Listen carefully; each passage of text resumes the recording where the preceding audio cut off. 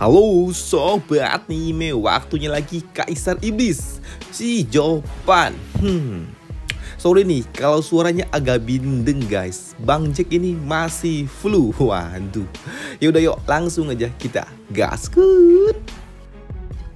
Mereview sedikit dari part sebelumnya. Kokohnya pertahanan dari Menara Huanyu membuat Lembah Yaoming memutuskan untuk terus membombardir pertahanan Menara Huanyu yang telah lebih dari 3 bulan tidak dapat ditembus. Sedangkan untuk rombongan Menara Huanyu yang saat ini sedang menunggu pesan balasan dari para aliansi mereka untuk meminta bantuan, ternyata harapan mereka harus pupus ketika pesan balasan itu datang yang mengatakan kalau aliansinya, lebih tepatnya Pavalium Ganlong ternyata tidak akan pernah datang untuk dapat membantu mereka. Karena memang sejatinya Pavalium Ganlong sendiri mereka juga berada di dalam kondisi yang tidak baik-baik saja. Dan itu memaksa Menara Huanyu hanya akan dapat berdiri mengandalkan dirinya sendiri untuk dapat bertahan hidup. Dan itu memaksa mereka harus mengambil sebuah keputusan sulit, yaitu membentuk tim-tim kecil untuk segera kabur menuju wilayah milik keluarga Luo. Dan untuk melakukannya jelas hal itu harus dilakukan dengan diam-diam. Sedangkan di sisi luar menara, mereka tentu saja telah dijaga sekelilingnya oleh para pasukan milik Lembah Yaoming. Dan ini membuat salah seorang penjaga ia berujar, kita harus tetap waspada dan jangan biarkan para lontai-lontai itu yang ada di Menara Huanyu ini kabur di malam hari. Walaupun ya jelas hal itu tidaklah mudah bagi mereka karena Menara Huanyu bukanlah hanya terdiri dari para wanita-wanita lemah, tapi terdiri dari para kultivator berbahaya. Ya, di sini Menara Huanyu yang dipimpin oleh salah satu tetua. Mereka melakukan pergerakan ekstrim, menebas, membantai para pasukan milik Lembah Yaoming yang bertugas menjaga area belakang perbatasan istana. Namun sayangnya, di sini penyerangan diam-diam yang dilakukan oleh para ciwi-ciwi bohai ini, ternyata mereka sedikit kacau ketika salah seorang kampret dari Lembah Yaoming berhasil memberikan sebuah sinyal bahaya penyerangan. Sial, kita telah ketahuan. Ya, mendapatkan posisi mereka sebagai pasukan assassin yang akan bergerak dalam bayang-bayang dan telah ketahuan, membuat salah seorang tetua yang memimpin pasukan kecil ini ia berujar, "Saudari-saudariku, kita tidak perlu lagi bersembunyi, lupakan segalanya dan lakukanlah serangan secara penuh." Maka dari itu, kini kedua kubu, lebih tepatnya 3 kubu melawan pasukan Menara Huanyu. Jelas hal ini tidaklah seimbang. Dan hal itu membuat para patriark ini berujar, hanya segitu saja? Orang-orang ini bodoh atau apa? Mereka hanya melakukan serangan dengan 1000 orang saja. Bahkan ini tidaklah cukup untuk dapat memberikan rasa pemanasan untuk kita, ya kan? Ujar Liu Feng. Sedangkan untuk Yan Bagong ia berujar, ya, hanya dengan sebagian para tetua saja. Memangnya apa yang bisa mereka lakukan ya? Ya, sembari melihat tetua duhai Nan Montok ini bertarung. Waduh, di sini Yan Bagong ia juga berujar, kalian harusnya mengirimkan lebih banyak orang-orang jika kalian ingin menyerang kami. Jika hanya dengan sedikit orang seperti ini, ini tidaklah berguna. Sejak kapan Jubiju ia menjadi pikun seperti ini? Ujar Yan Bagong. Namun di sini Patriark Yu tiba-tiba saja ia berujar, bagaimana jika mereka memiliki rencana lainnya? Karena sebenarnya aku berencana untuk menangkap seorang tetua itu dan menginterogasinya. Dengan begitu jelas aku akan mendapatkan informasi yang dapat dipercaya. Dan itu jelas akan membuatku mendapatkan keuntungan tentunya. Mendengar apa dikatakan oleh Patriark Yu membuat kedua patriark ini sedikit ternotis akan suatu hal. Sebelum mereka berdua, Yan Bagong, ia langsung melesat dengan sangat cepat mencoba untuk menangkap tetua menara Huan Yu itu. Dan jelas, hal yang sama dilakukan juga oleh Liu Feng, Patria Hudan Harpi yang jelas doi lebih cepat daripada Yan Bagong soal kecepatan. Dan untuk Patriark Lembah Yaoming, doi pun santai saja dan seolah-olah ia telah tahu apa yang akan terjadi nantinya. Dan untuk tetua menara Huan Yu yang memimpin penyerangan kali ini, dirinya harus bertarung mati-matian melindungi menara Huan Yu sembari mengulur waktu. Dan itu mudah bagi dirinya untuk dapat melawan para kroco-kroco itu. Namun itu tidaklah mudah jika dirinya harus bertarung melawan Patria Hudan Harpi yang memang memiliki kecepatan yang sangat luar biasa. Sepertinya aku akan mendapatkan hadiah dari gerbang kaisar, ujar Liu Feng. Sedangkan untuk Yan Bagong yang kesal karena mangsanya telah direbut membuat dirinya berujar, "Cih, dasar kau. Tentu saja itu akan mudah bagi dirimu untuk menangkapnya duluan karena kau memiliki kaki yang lebih lincah daripada diriku. Namun untuk seberapa besar kontribusimu dalam perang kali ini, ini belum dapat ditentukan," ujar Yan Bagong. Sedangkan untuk Liu Feng, ia pun tidak peduli karena bagi dirinya kontribusi tetaplah kontribusi. Maka dari itu, nona kecil, kenapa kalian menyerang di malam hari? Ujar dari Liu Feng. Namun di sini tetua menara Huan Yu yang tetap memutuskan untuk diam dan tidak mau membongkar rahasia membuat Liu Feng kesal. "Cih, kau ternyata cukup tangguh rupanya. Haruskah ku cabut dulu kedua lenganmu ini satu persatu agar kau mau bicara, lemtei?" Ujar dari Liu Feng yang mulai kesal. Sedangkan untuk Yan Bagong yang melihatnya, doi berujar, "Kecuali gadis ini dia adalah seorang tetua. Interogasi seperti itu tidak akan berhasil. Maka dari itu, ya serahkanlah saja dirinya kepada diriku. Karena aku punya sebuah pil yang dapat melakukannya dengan baik, yaitu pil Thousand End. Pil yang memiliki efek seperti digigit semut yang akan terasa di seluruh tubuh, memberikan rasa sakit dan juga penyiksaan yang akan terasa lebih buruk daripada kematian. Lantas, apakah aku boleh mencobanya?" Ujar Yan Bagong. Ya, mendengar apa yang dikatakan oleh Yan Bagong membuat Liu Feng ia berujar di dalam hati, "Cih, dasar orang tua licik. Dia ingin mencuri kontribusiku. Namun, ya, baiklah. Mari kita lihat apakah pil gilamu itu akan sehebat apa yang kau katakan itu." Dan benar saja, kini membuka cadar penutup wajah yang dikenakan oleh gadis bohai waduh, yang dari menara Huan Yu ini. Di sini Yan Bagong ia pun memasukkan bijinya, maksudnya pil ajaib miliknya, sembari berujar, bersiaplah kau untuk takjub. Karena benar ketika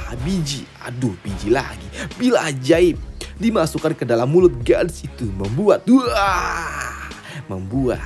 tetua duhai ini mendesah, merasakan panas di tubuhnya yang sangat luar biasa.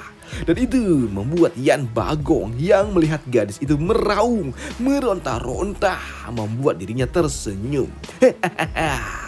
Itu pasti terasa sangat menyakitkan, seperti di neraka, bukan? Rasa panas dan juga gatal serta kesemutan di sekujur tubuhmu. Selama ini tidak ada satu orang pun yang dapat bertahan lebih dari 2 jam setelah memakan pil gilaku ini. Dan sebaiknya kau bukalah mulutmu dan aku akan melepaskanmu dari siksaan mengerikan itu. Bicaralah kenapa kalian memutuskan untuk menyerang, ujar dari Yan Bagong. Dan dengan keadaan tersiksa setengah mampus, di sini tetua bohai ini, ia mencoba untuk dapat menahan semuanya seorang diri, mencoba menahan rasa sakit yang tidak masuk akal itu. Melihat gadis itu menolak untuk buka suara, membuat Yan Bagong ia berujar, kau menolak untuk bicara. Kalau begitu ya sudahlah, nikmatilah dunia yang penuh dengan rasa sakit itu. Dan beritahu aku kalau kau sudah lagi tidak dapat menahannya. Karena aku akan menunggumu, ujar dari Yan Bagong. Dan benar saja, setelah beberapa menit mereka menunggu, kini tetua Dohai ini, dia tidak lagi dapat menahan diri. Dia tidak lagi dapat menahan rasa sakit yang sangat luar biasa, rasa penyiksaan itu, dan itu membuat dirinya berujar, berikan aku penawarnya, berikan itu sekarang. Aku akan katakan semuanya. Aku akan katakan semuanya, ujar gadis itu. Melihat gadis ini tidak lagi dapat bertahan, membuat Yan Bagong dengan senang hati ia akan memberikan penawar itu kepada gadis duhai itu. Dan setelahnya ia berujar, sekarang bicara dengan jujur dan jangan pernah kau berpikir bahwa aku akan percaya kepada dirimu jika kau berkata kalau kau datang untuk merebut camp milik kami dengan jumlah pasukan yang kau bawa itu. Maka dari itu sekarang katakan apa tujuan kalian yang sebenarnya melakukan penyerangan ini. Katakanlah dengan sejujurnya. Ya, mendapatkan pertanyaan itu membuat gadis ini tertawa. Kalian semua telah terlambat. Apa? Hei, mendengar apa yang dikatakan oleh gadis itu tentu saja membuat Yan Bagong bingung. Dan itu membuatnya bertanya, hei, apa maksudmu? Katakan. Ya, sini gadis ini ia berujar, aku memimpin pasukan penyerangan ini dan paham akan risiko yang ada. Kami semua hanya akan mati. Dan misi kami yang sebenarnya cukup sederhana, yaitu untuk membunuh para penjaga dan juga memalsukan sebuah serangan dadakan ini agar kami dapat mengulur waktu bagi nenek dan yang lainnya untuk pergi. Dan kalian semua yang ada di tempat ini, kalian semua telah terlambat untuk menyadarinya. Jar gadis ini, hei. Mendengar hal itu jelas membuat Yan Bagong murka. Jadi ini semua hanyalah sebuah pengalihan, dasar jalang sialan. Dan siasat ini, dasar wanita tua sialan. Dia berakting seolah-olah dia adalah wanita terhormat. Nyatanya, dia hanyalah seorang pecundang. Dan aku juga tidak pernah mengira kalau dia akan mengorbankan pasukannya untuk menyelamatkan dirinya sendiri. Ujar Yan Bagong sembari menghajar gadis yang ia tahan itu. Dasar wanita tua sialan, ujar Yan Bagong yang murka. Sedangkan untuk patriark Lembah Yaomi yang mendengar hal itu, doi pun tersenyum sembari berujar di dalam hati, cih, dasar dua orang tua, kalian berdua sungguh sangat dungu. Kalian hanyalah seorang pecundang. Ujar patriark Lembah Yu yang sepertinya ia sudah tahu akan rencana ini. Sedangkan di sisi lain saat ini di area pegunungan, saat ini para pasukan menara Huan Yu yang selamat, mereka semua saat ini sedang dalam perjalanan menuju wilayah milik keluarga Luo. Di mana Nenek Chu yang masih terlihat frustasi setelah ia mengambil sebuah langkah keputusan yang sulit untuk dapat pergi meninggalkan kediaman mereka, istana mereka, yaitu Menara Huan Yu. Di mana Nenek Chu ia juga berujar, semalaman kita telah keluar kabur dari istana melalui 5 arah yang berbeda. Dan aku mendengar suara dari sisi lainnya, sisi yang dipimpin oleh tetua Rose. Dan aku khawatir mereka telah ketahuan. Dan demi perjalanan kita yang aman, mereka memancing musuh dan sudah pasti mereka semua saat ini sudah mati. Ini sungguh sangat mengecewakan.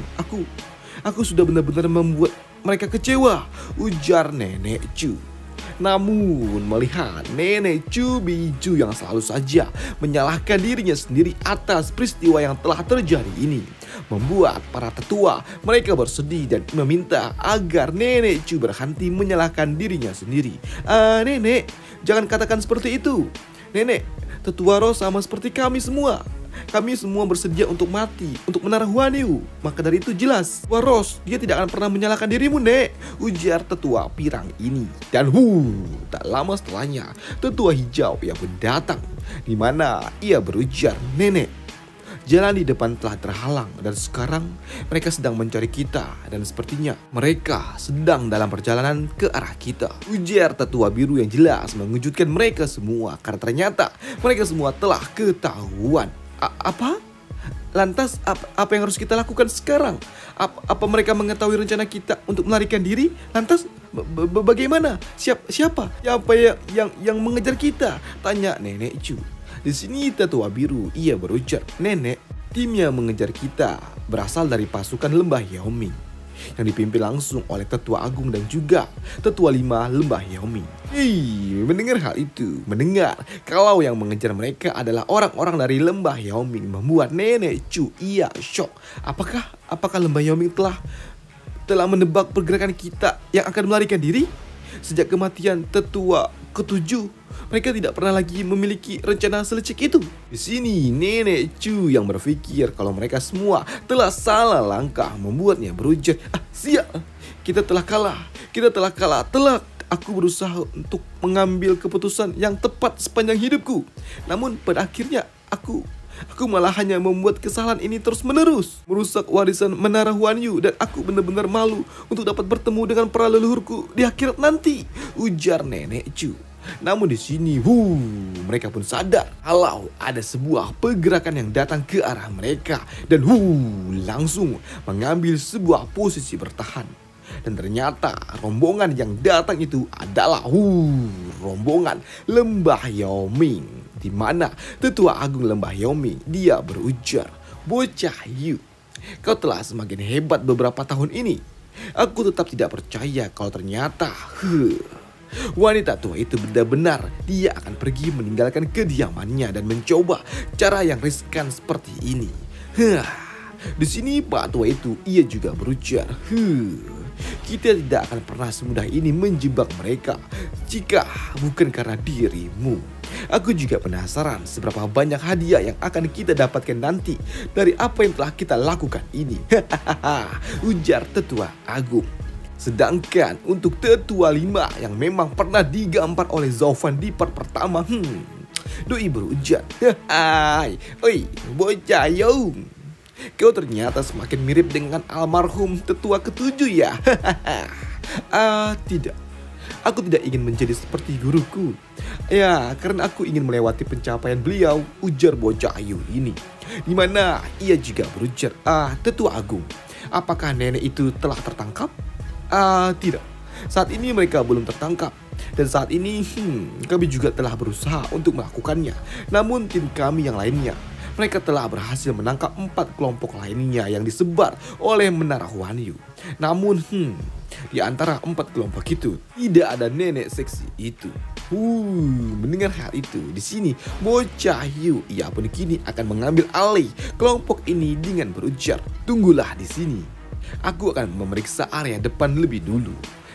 Mendengar bocah Yu yang akan pergi duluan membuat Tetua 5 ia berujar, "Oi, bocah Yu, kenapa kau selalu saja maju duluan, Apa kau mencoba untuk mengambil semua kontribusi peperangan ini, ujar Tetua 5 yang disambut dengan, "Tidak, saya hanyalah seorang ahli siasat, Tetua 5.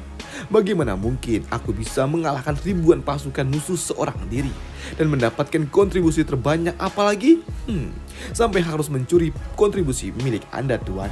Dan memang saat ini saya hanya ingin memeriksa tanda-tanda apakah mereka semua melalui jalan ini. Karena jika kita semua yang pergi memeriksanya, itu hanya akan membuat jejak mereka menghilang," ujar bocah Yu itu. Mendengar apa yang dikatakan oleh bocah Yu membuat Tetua Agung Lembah Yaoming ia berujar, Tetua 5, Anda ini terlalu cerewet.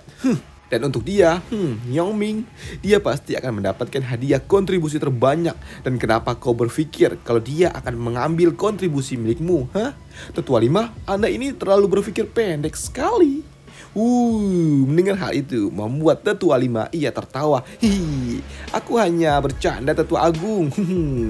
Sedangkan untuk bocah Yu, setelah ia meyakinkan para tetua, ia pun langsung pergi melangkah paling depan dan berdiri mencari informasi di mana pasukan milik Menara Huan Yu bersembunyi. Beberapa saat kemudian, di sini bocah Yu ia pun sadar kalau ternyata pasukan milik Menara Huan Yu berada tidak jauh dari tempat mereka, dan itu membuat Nenek Chu yang sadar kalau posisi mereka telah ketahuan membuatnya berujar, "Semuanya, kita telah ketahuan, maka dari itu bersiaplah untuk pertarungan hidup mati." Namun di sini nenek Chu yang pun ternotis ketika bocah Yu yang memberikan sebuah gestur unik yang meminta agar mereka semua untuk tetap diam. Karena memang tak lama setelahnya di sini bocah Yu ia berujar kepada rekan-rekannya, "Hei, sepertinya Menara Huan Yu telah melewati wilayah ini. Dan kupikir, mereka pasti akan pergi ke arah lainnya. Kalian mungkin bisa mengejar dan juga menangkap mereka jika kalian pergi ke wilayah timur," ujar bocah Yu, menggiring pasukan lembah Yaoming ke arah lainnya. Dan setelahnya di sini, bocah Yu ia pun datang menghampiri rombongan Menara Huan Yu, dan jelas hal itu membuat Menara Huan Yu mereka semua langsung waspada. Namun untuk bocah Yu ia berujar, semua rombongan Menara Huan Yu yang berada di sisi lainnya, mereka semua telah dihadang dan hanya sisi utara dan juga selatan saja yang tidak ada kelompok kami. Namun aku juga sarankan agar kalian pergi ke selatan, karena di area itulah akan sangat mudah bagi kalian untuk dapat bersembunyi di area pegunungan yang memang memiliki hutan yang sangat lebat seperti bulu jemari anak sekolah. Waduh, ujar bocah Yu kepada rombongan Menara Huan Yu yang membuat nenek Chu ia berujar, "Tunggu, kenapa kau menyelamatkan kami?" "Apa?" Mendengar hal itu membuat bocah Yu ia tertawa. Menyelamatkan kalian? Kalian ini sungguh sangat lucu. Mengkhianati keluarga bangsawanku tidak akan pernah sebanding dengan menyelamatkan para binatang liar. Namun untuk menerima ucapan terima kasih dari kalian cukup. Kirimkanlah satu pesanku kepada Zovan. Katakanlah kepadanya kalau dirinya telah berhutang satu hal kepada diriku, ujar bocah Yu. Dan selesailah alur cerita dari Magic Emperor hari ini, minggu ini, dan sampai jumpa minggu depan kalau nggak libur. Waduh. Dan sampai jumpa minggu depan untuk Magic Emperor. Semoga aja dia kagak libur, terus update. Dan sampai jumpa, bye, thank you. Aduh, pilek coy, pilek.